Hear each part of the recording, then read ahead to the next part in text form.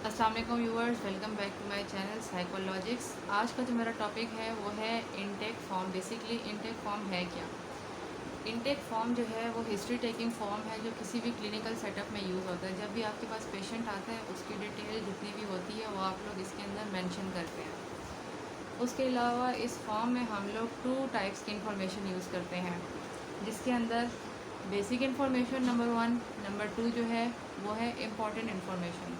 Basic information में हम लोग जो मेन चीज़ें हैं वो लोग उसकी डिटेल लेते हैं। उसके अलावा जितनी भी इम्पॉर्टेंट इन्फॉर्मेशन है वो उसकी फैमिली से रिलेटेड हर चीज़ जितनी भी है वो हम उसके अंदर ऐड करते हैं। ये इन्फॉर्मेशन भी 2 टाइप्स की हो सकती हैं, फॉर्मल इन्फॉर्मेशन और इनफॉर्मल इन्फॉर्मेशन। फॉर्मल इन्फॉर्मेशन जो होती है वो ब्रीफ इन्फॉर्मेशन है, ब्रीफ टेस्टिंग है, प्रिसाइज होती है। उसके अलावा जो इनफॉर्मल इन्फॉर्मेशन होती है वो हम लोग इनटेक फॉर्म की एग्जांपल ले सकते हैं कि इनटेक फॉर्म में जितनी भी हम लोग डिटेल देते हैं ईच एंड एवरीथिंग। उसके अलावा हम लोग देखेंगे कि इसमें कितने सेक्शंस यूज़ होते हैं, कितने स्टेप्स हैं इसके अंदर। तो बेसिकली इसके अंदर 7 स्टेप्स हैं, 7 सेक्शंस हैं, जो कि number 1 demographic section, number 2 quick report section, number 3 general information, number 4 personal information, number 5 dysfunction information, number 6 observers report and number 7 is tentative diagnosis. So number 1 जो डेमोग्राफिक सेक्शन है उसके अंदर नेम आ जाता है, age, present plus permanent address, date of birth, phone number, marital status, education, occupation. इसके अंदर further 3 steps हैं, जिसके अंदर नंबर 1 स्टेप यह आ जाता है कि सिबलिंग्स। सिबलिंग्स उसके कितने हैं, ब्रदर कितने हैं, सिस्टर कितने हैं, ये सब इसके अंदर आता है। उसके अलावा इनका बर्थ ऑर्डर क्या है।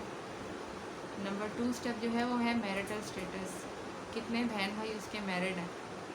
नंबर 3 जो होता है वो फैमिली स्ट्रक्चर है कि आइदर इनकी फैमिली स्ट्रक्चर जो है वो न्यूक्लियर है या जॉइंट है, अर्निंग मेंबर्स कितने हैं। उसके अलावा हेड ऑफ़ द फैमिली कौन है, फादर है, मदर है, वो खुद है, ब्रदर है या सिस्टर है, कौन है हेड ऑफ़ द फैमिली, कौन रूल कर रहा है फैमिली पे। फिर उसकी हेरिटेज के बारे में आप लोगों को पता हो। उसके अलावा जितनी भी इंफॉर्मेशन है, ईच एंड एवरी इंफॉर्मेशन आपने उसकी फैमिली स्ट्रक्चर के बारे में लेनी है, जिसके अंदर उसकी लैंग्वेज के बारे में आपने उससे पूछना है, उसकी अपीयरेंस कैसी है, हाउ ही और शी अपीयर टू यू। उसके अलावा उसका जो इनकम ग्रुप है, आइदर वो मिडिल क्लास है, लोअर है, अपर है, वो पूरी डिटेल आप लोगों ने इसके अंदर लेनी है। उसके अलावा आपने रेफरल सोर्स उसका किया है, किसने उसको आपके पास रेफ़र किया है, ये डिटेल भी आपने लेनी है। नंबर 2 सेक्शन जो है वो है quick report section. Quick report sections में आपके अंदर आपके पास 4 टाइप्स ऑफ थिंग्स आते हैं, जिसमें है presenting complain, history of client, prior treatment and medical history. Patient आपसे क्या कह रहा है या क्या कहना चाह रहा है, उसकी ये फीलिंग क्या है, उसकी कंप्लेन क्या है, उसकी नेचर ऑफ कंप्लेन क्या है। फॉर एग्जांपल एग्रेशन है तो ये सारी चीज़ें आप इसके अंदर मेंशन करेंगे। उसकी ड्यूरेशन क्या है, जो भी प्रेजेंट प्रॉब्लम चल रही है वो किस चीज़ के अंदर आएगी, हिस्ट्री टेकिंग में। नंबर 2 पॉइंट जो है वो हिस्ट्री टेकिंग में आप लोग उसकी इलनेस की ड्यूरेशन आप देखेंगे। उसके अंदर फिर आप चेंज इन नेचर देखेंगे कि उसकी नेचर में कोई भी चेंजिंग ऐसी आई है। फॉर एग्ज़ाम्पल अगर वो आपको बोलता है कि आई क्राई टू मच, तो ये डिस्थेमिक पेशेंट हुआ। फिर तो आपने इसकी इंटेंसिटी और फ्रिक्वेंसी देखनी है प्रॉब्लम की, कि ओवर द टाइम उसकी प्रॉब्लम में क्या क्या कितनी बार चेंजिंग आई है, उसकी क्या ड्यूरेशन है। तो आपने ये सब चीज़ें नोट डाउन करनी है। उसके अलावा साइकोलॉजिकल नेचर क्या है, प्रॉब्लम कोई भी प्रॉब्लम जो वो फेस कर रहा है उसकी आपने साइकोलॉजिकल नेचर को नोट करना है। उसके अलावा उसके कितने अटैक्स आ चुके हैं, आपने इस चीज़ को नोट कर। नंबर 3 है इसके अंदर ही प्रायर ट्रीटमेंट। इसके अंदर जितनी भी डिटेल है, अगर उसने कोई भी प्रायर ट्रीटमेंट करवाया है तो उसकी ईच एंड एवरी डिटेल आप लोग इसके अंदर डालेंगे। कोई भी थेरेपी उसने कोई यूज़ की है, कोई भी उसने मेडिसिन ली है, किस डॉक्टर के पास गया है, वो पूरी डिटेल आप लोग इसके अंदर डालेंगे। फॉर एग्ज़ाम्पल अगर वो ECT के मरहले से गुजरा है, ECT बेसिकली इलेक्ट्रोकन्वल्सिव थेरेपी है, उसकी जितनी भी थॉट्स हैं उस ट्रीटमेंट के बारे में वो भी आप नोट डाउन करेंगे इस प्रायर ट्रीटमेंट के अंदर ही। फिर इसके अंदर आ जाती है मेडिकल हिस्ट्री। मेडिकल हिस्ट्री में आप लोग ये नोट डाउन कर सकते हैं कि अगर उसको कहीं पे कोई चोट लगी है, कब लगी है, आप वो इसके अंदर मेंशन करेंगे। अगर उसके चाइल्डहुड में उसको कोई भी प्रॉब्लम फेस करनी पड़ी थी, कोई भी निमोनिया हो गया, टाइफाइड हो गया, तो ये भी आप इसके अंदर मेंशन करेंगे। अगर वो स्मोकर है या स्लीपिंग पिल्स लेता है तो इस चीज़ को भी आप इसके अंदर मेंशन करेंगे। Each and every detail patient की आप लोग इसके अंदर डालेंगे। अब जो नंबर 3 सेक्शन है या नंबर 3 इंफॉर्मेशन है वो हम लोग इसके अंदर ले सकते हैं, वो है पर्सनल इन्फॉर्मेशन। पर्सनल इन्फॉर्मेशन में आप उसकी पूरी भी लाइफ हिस्ट्री, लाइफ इन्फॉर्मेशन को प्रॉप करेंगे, जिसके अंदर स्कूल की हिस्ट्री आ जाती है। अब फैमिली हिस्ट्री के अंदर आप क्या चीज़ नोट कर सकते हैं? फैमिली हिस्ट्री के अंदर आप अगर कोई भी अब्यूज़ हुआ है या माइग्रेशन हुई है, उसकी फैमिली में कोई भी बर्थ हुई है, उसकी वजह से उसकी लाइफ में कोई चेंजेस अगर आए हैं तो आप ये चीज़ नोट डाउन करेंगे। उसका एटीट्यूड अगर मैरिजेस की वजह से चेंज हुआ है या अर्निंग मेंबर्स जो हैं उनकी वजह से चेंज हुआ है, किसी की डेथ हुई है उसकी वजह से चेंज हुआ है, तो ये सारी इन्फॉर्मेशन आप इसके अंदर नोट डाउन करेंगे। उसके अलावा आप इसमें ये देखेंगे कि क्लाइंट का अपने फादर के साथ, अपने मदर के साथ, अपनी सिस्टर के साथ, अपने ब्रदर के साथ किस तरह का रवैया है,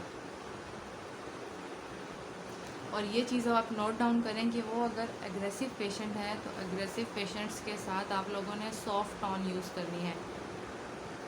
उसके अलावा जो इसी के अंदर नेक्स्ट पॉइंट आता है वो है स्कूल हिस्ट्री। स्कूल हिस्ट्री के अंदर इसने मैट्रिकुलेशन कब की थी, उसका फ्रेंड्स के साथ क्या रिलेशनशिप था, उसके फ्रेंड्स कैसे थे, कितने नंबर ऑफ़ फ्रेंड्स थे, उसका टीचर के साथ क्या बिहेवियर था, क्या वो एक्स्ट्रा करिकुलर एक्टिविटीज़ में पार्टिसिपेट करता था या नहीं, ये सारी डिटेल आपने स्कूल हिस्ट्री के अंदर मेंशन करनी है। नेक्स्ट जो 3rd पॉइंट है वो है वर्क हिस्ट्री।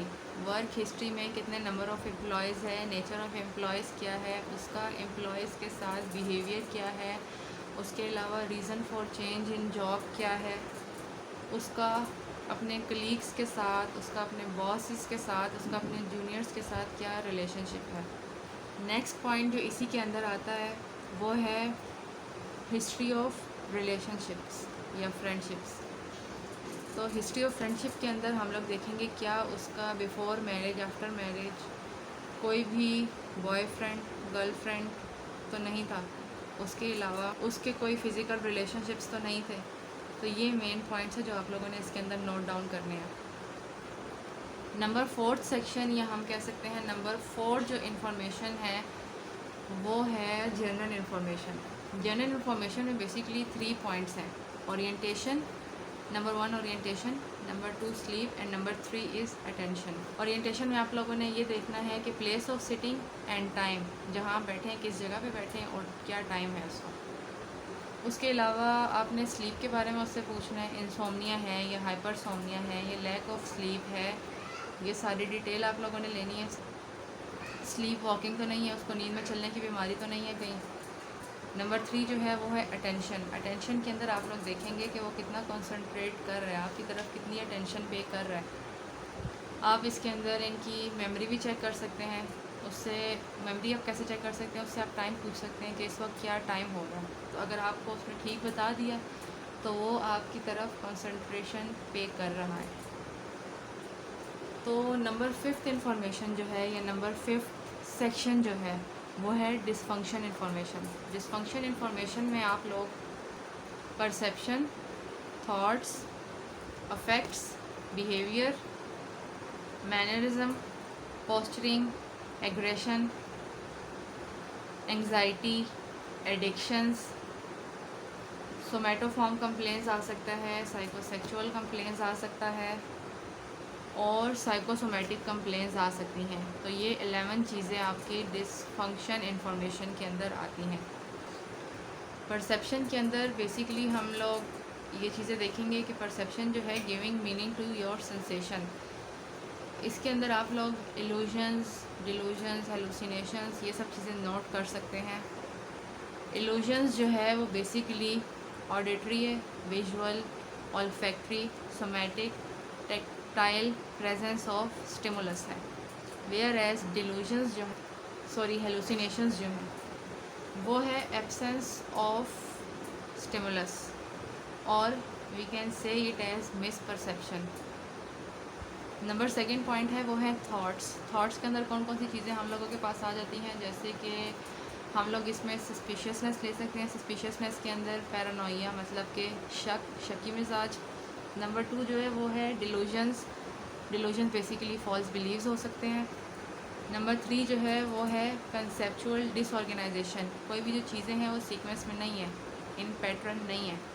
नंबर 4 जो है वो है लैक ऑफ एसोसिएशन,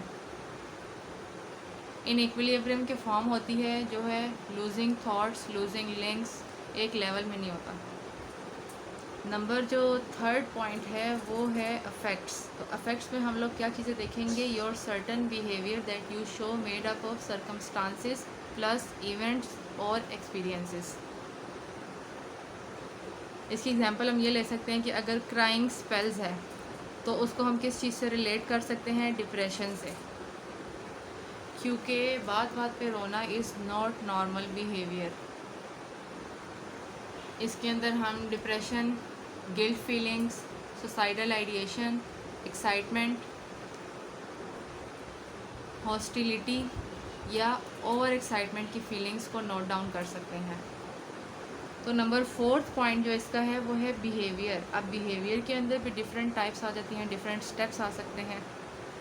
क्लाइंट का बिहेवियर क्या है इंटरव्यू के दौरान, तो हम लोग देखते हैं कि सबसे पहले इसके अंदर स्पीच आ सकती है, जिसके अंदर हम लोग पॉइंट्स नोट डाउन कर सकते हैं कि क्या क्लाइंट म्यूट है, टॉकेटिव है या एब्यूजिव लैंग्वेज यूज़ कर रहा है। तो स्पीच में ये 3 चीज़ें आ सकती हैं।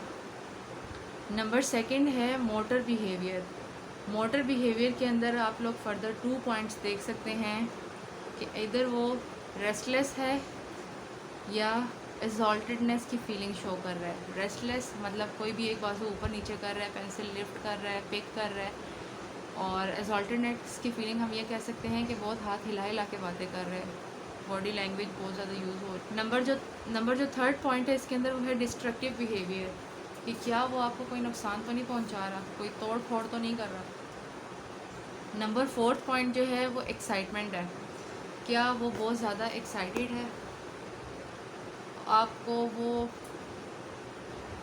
हाइपर बिहेवियर शो कर रहा है हर छोटे छोटे एक्ट पे, तो ये एक्साइटमेंट की फीलिंग है उसकी। नंबर 5th पॉइंट है जो मोटर रिटार्डेशन, क्या उसका ब्रेन और डिफरेंट एसेंशियल एस्पेक्ट्स जो हैं वो आसानी से अच्छे तरीके से वर्क कर रहे हैं या नहीं। तो आपने ब्रेन और एसेंशियल एस्पेक्ट्स के बारे में उनके दरमियान आप लोगों ने कोऑर्डिनेशन चेक करनी है। For example, if the client is not able to hold pencil then there is gap between hand and motor coordination. Number 5th point जो है वो है मैनरिज्म एंड पोस्चरिंग, क्या वो अनयूजुअल जेस्चर्स दे रहा है। फॉर एग्ज़ाम्पल, अगर शिज़ोफ्रेनिक पेशेंट है तो वो आपके जेस्चर्स को कॉपी करेगा, आपकी वर्डिंग को कॉपी करेगा, but you should be neutral in front of client. इसके अंदर नंबर 6 पॉइंट जो है वो एंग्जाइटी, आप लोगों का अगर कोई भी काम नहीं हुआ तो उस चीज़ पे आपको टेंशन लगी रहती है। उसके अलावा नर्वसनेस, इसके अंदर फोबियाज़ आ जाते हैं। नर्वसनेस की स्टेट में आप लोग एक टेंशन की स्टेट में, कन्फ्यूजन की स्टेट में रहते हैं। इसके अलावा फोबियाज़ में फ़ियर आ जाता है, ऑब्सेशंस एंड कंपल्शंस आ जाता है। ऑब्सेशंस बेसिकली रेपिटेटिव थॉट्स हैं that produce anxiety in patient minds या personality. For example, repeatedly washing hands, ये बेसिकली फ्रॉइड साइकोसेक्सुअल स्टेजेस से हम लोगों ने ये लिया है, ये एग्जांपल ली है। बेसिकली फ्रॉइड जो है वो है फादर ऑफ साइकोलॉजी, जिसने ईच एंड एवरी डिटेल यहाँ पे साइकोसेक्सुअल स्टेजेस के बारे में दी है। सो जो नेक्स्ट पॉइंट है वो है number 7, somatoform compliance. Somatoform compliance में बेसिकली कन्वर्जन भी आ जाता है, ब्लड वॉमिटिंग या वॉइस चेंज होना, जैसे लोग बोलते हैं कि जिन भूत आ गया, गर्दन मुड़ गई, बंदा बैठे बैठे एक तरफ मुड़ गया। इसी के अंदर हाइपोकॉन्ड्रियासिस भी आ सकता है। हाइपोकॉन्ड्रियासिस बेसिकली हम एक्सट्रीम एंग्जाइटी को बोलते हैं। उसके अलावा सोमेटोफॉर्म कंप्लेंट्स भी इसी के अंडर आता है। सोमेटोफॉर्म कंप्लेंट्स के अंदर जैसे टेम्परेचर हो गया, स्टिचेस, ऑपरेशन, वो पूरी डिटेल आप लोग इसके अंदर एंटर करेंगे।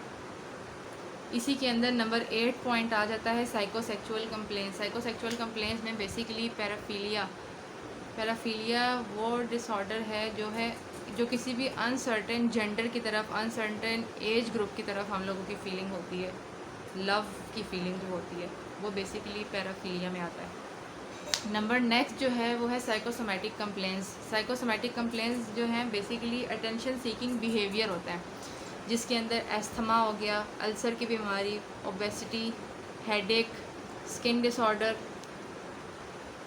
Nausea and vomiting.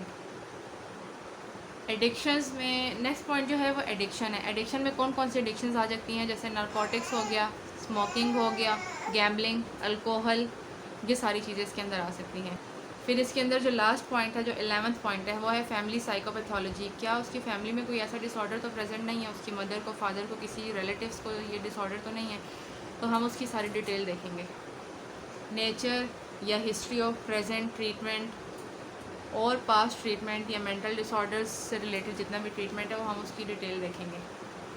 उसके अलावा आप लोग इसके अंदर पेशेंट की स्ट्रेंथ्स देखेंगे, क्या वो मोटिवेटेड है ट्रीटमेंट के लिए कि नहीं। उसके अलावा degree of insight, intellectual level, medical circumstances क्या क्या हैं, ये ओवरऑल पूरी डिटेल आप लोग इसके अंदर फिल करेंगे।